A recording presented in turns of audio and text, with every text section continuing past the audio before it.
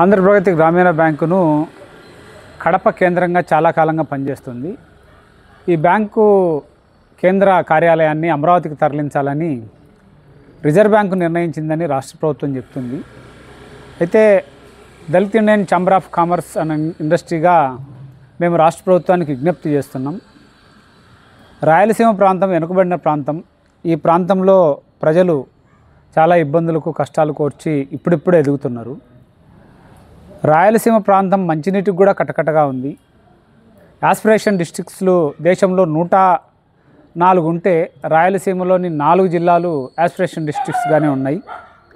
ఈ ప్రాంతం అభివృద్ధి చేయడానికి కేంద్ర ప్రభుత్వం అన్ని రకాల చర్యలు తీసుకుంటున్న నేపథ్యంలో వెనుకబడిన ప్రాంతాలకు సంబంధించిన ఈ ప్రాంత ప్రజానికానికి ఇదొక నిరుత్సాహకరమైన వార్త అని నేను అభిప్రాయపడుతున్నాను. దీనికి కారణం దళితులు, గిరిజనులు కూడా ఈ ప్రాంతంలో గణనీయంగానే ఉన్నారు.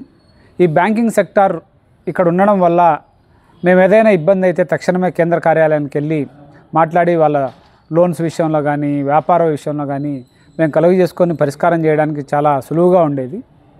అయితే అమరావతికి తరలించడం వల్ల ఎంతో వ్యయ ప్రయాసాలు కోర్చి అక్కడికి పోవడం ఇదంతా కొంత వాస్తవ పరిస్థితికి విరుద్ధంగా ఉంటుందని నేను భావిస్తున్నాను.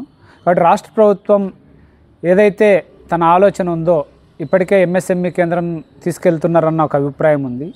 ఈ ప్రాంతాన్ని అభివృద్ధి పరచడం కోసం ప్రయత్నం చేస్తూ కొత్తవి తీసుకురావాలని విజ్ఞప్తి చేస్తున్నాం.